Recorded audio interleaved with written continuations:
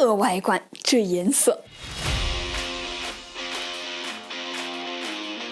有一说一啊，这次的 S23系列相比起 S21到 S22，在外观的改变 ，S23 Ultra 只是在 S22 Ultra 的基础上做了一喵喵微小的改变，边框不再那么圆润，但也没有到纯直角的地步，后盖还是那种磨砂的感觉，摸起来非常舒服。镜头周围的金属更宽了一些，做了一个内凹的设计，在我看来是更高级了些。但外观变高级的同时，手感也因为变直的边框有了一点点的改变。这次 S23还有 S23 Plus 在后盖上也和 Ultra 统一了设计语言，去掉了原来的金属盖板，用了一种悬浮感设计，整体变得更加简洁。颜色上一共有8个，其中4个是官方商城限定，我自己最喜欢的颜色还是这个幽柔白。虽然外观上没有很大的变化，但是在拍照方面 ，S23 Ultra 相比上代还真就是一点点升级。主摄直接从上代的 1.08 亿升级到了2亿像素，而且这可不单纯是为了怼大数字上的高像素，三星这2亿像素带来的解析力提升可是肉眼可见的。相比起上代 Ultra， 有了更清晰的边缘，更丰富的细节。当然啦，在默认情况下，它输出的还是一张16合一的1250万像素的照片，因为主摄的传感器尺寸升级到了1.1/3英寸，所以在夜间的表现相比起上一代也有了肉眼可见的提升，物体边缘更清晰，暗部噪点更少。这里也给大家看一下和隔壁友商旗舰的对比。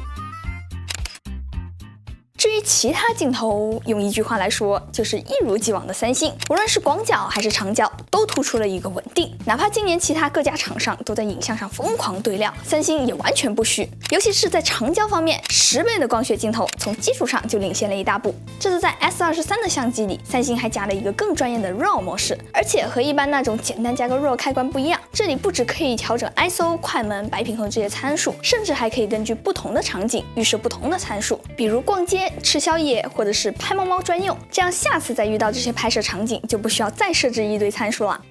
不知道小伙伴们知不知道，在 Expert RAW 里面还有一个天文模式，这个隔壁家的天文模式可不一样啊！你看这里打开之后就会有个天空指南，它会告诉你在这个方向的天空里面有哪些星座和星星。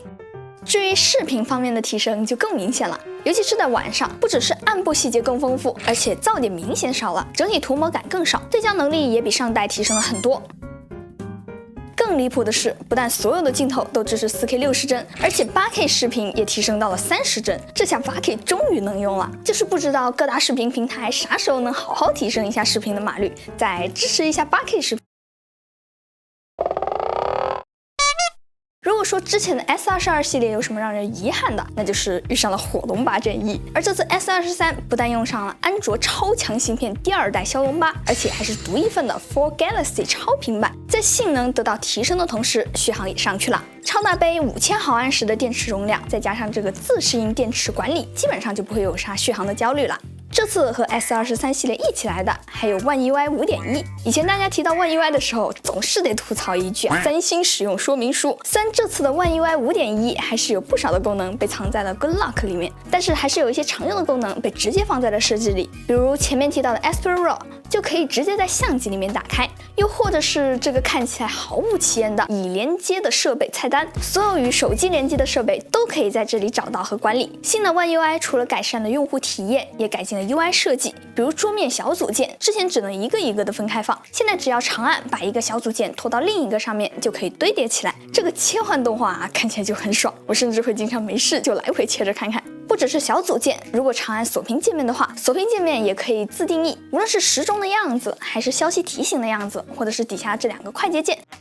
甚至底下这里的文字都可以自定义。如果你觉得这些还不够，那打开 Good Lock， 在这个 Lock Star 里面还可以更自由的自定义锁屏界面和熄屏提醒风格，或者是在这个叫先进的 App 里面把壁纸换成3D 动态的效果。还没完，要是这些自带的动态壁纸你都觉得不好看，你既可以在这些自带壁纸的基础上面进行编辑，也可以自己新建一个，选一张自己喜欢的图片，然后添加粒子效果、文字，甚至是视频片段。除了这些针对界面美化的功能， Good Lock 里面还有一个我很常用的功能，在 Multi-Star 里一个不会死的应用程序。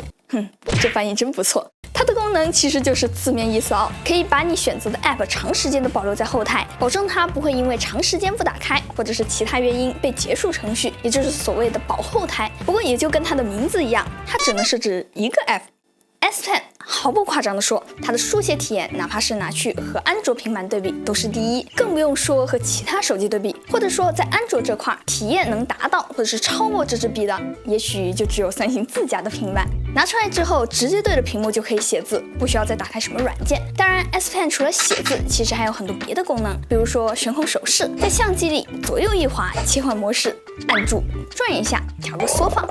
要是再进到 Good Lock 里面，还可以改个指针形状，或者是设置一个隔空操作的红指令。那其实到这里，今年的 S23系列就已经聊得差不多了。在我看来，今年的三星 S 系列在优化了一些使用体验的基础上，依旧保留了自己的独特。而这样独特的三星，这样独特的One UI，也是让我还有其他喜欢三星的小伙伴每年都期待它的原因。好了，那么以上就是本期视频的所有内容啦。如果这期节目还有点意思的话，记得给我点赞、3连关注哦，这对我来说非常重要。那么我是千里，咱们下期再见吧，拜拜。